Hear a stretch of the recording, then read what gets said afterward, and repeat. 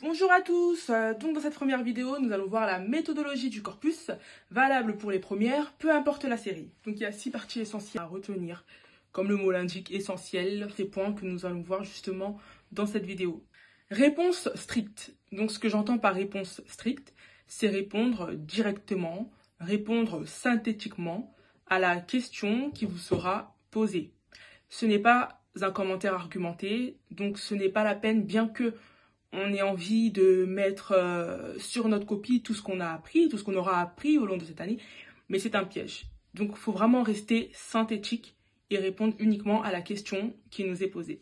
Ciblez tous les éléments qui vont vous paraître importants et de là vous mettez en jeu votre esprit synthétique. J'ai intégralement sa partie, donc intégralement, j'entends que il ne faudra pas mettre essentiellement des petits A ou des petits B comme on aime bien le faire dans nos brouillons. Dites-vous que ce n'est pas un commentaire argumenté. Donc rédigez intégralement sa partie, vous rédigez votre corpus. Corpus. Un seul corps. Tout dans le même truc. Vous voyez? Pas de petit A, petit B, petit C, mais tout directement. Bien sûr en restant dans l'esprit de synthèse. Vous mettez surtout bien le titre, vous mettez l'auteur et pas besoin d'en dire plus. Vous n'êtes pas obligé de raconter la vie de l'auteur. Ça ne va pas réellement nous apporter. Donc, rédaction du corpus. Donc, premier point, l'introduction. L'introduction, il ne faut pas qu'elle soit longue. Il ne faut pas qu'elle soit longue parce que, premièrement, le corpus, c'est quelque chose de court, c'est quelque chose de synthétique, c'est une synthèse, en fait. Donc, l'introduction va comporter les textes que vous allez étudier, donc les textes qui vous ont été donnés, à savoir le nom du texte, l'auteur et la date.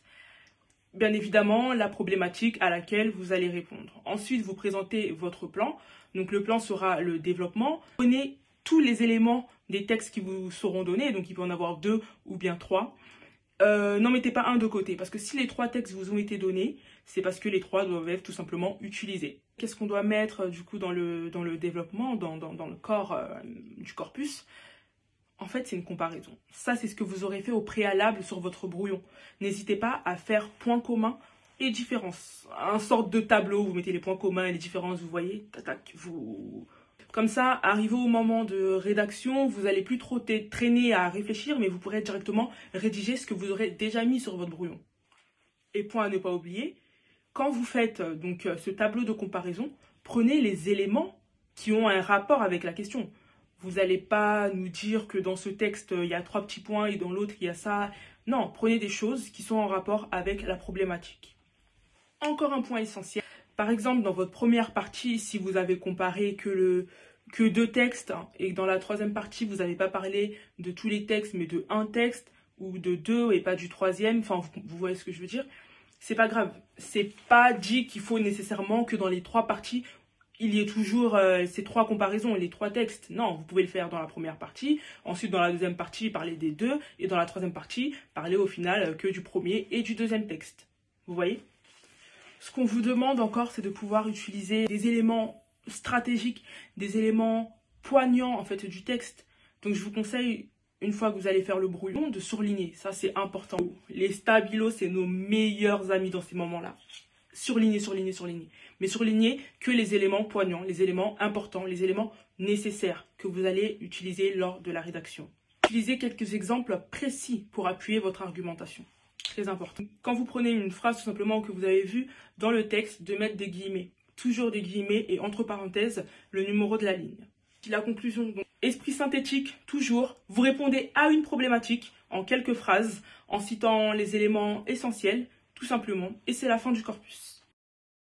Dans le texte A, dans le texte B, dans le texte C.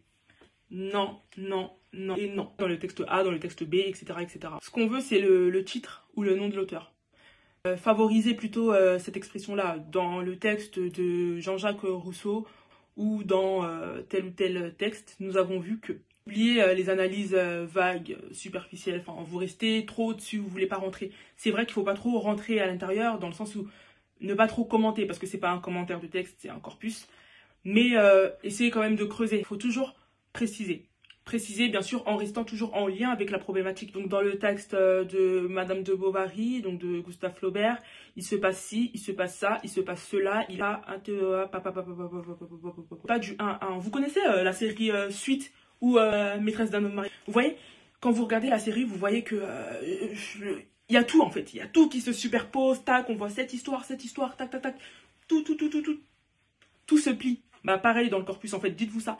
Dans le corpus, vous prenez tous les textes, vous tirez, vous mélangez. Ici il se passe ça, ici il y a ça, ici il y a ça, tac tac tac. Vous collez tous les points essentiels pour le coup. Vous êtes arrivé à la fin de votre corpus. Voilà, merci à tous d'avoir regardé la vidéo. Je vous souhaite bon courage. N'hésitez pas, si vous avez des questions, à me les envoyer ou encore vous renseigner sur internet, à regarder les différentes vidéos, tutos que vous pouvez trouver. Dotez-vous des fiches de lecture synthétique, couleurs, beaucoup de choses qui permettront à votre cerveau de retenir plus facilement. Merci encore pour le visionnage et puis bonne semaine à tous, bon confinement, prenez soin de vous.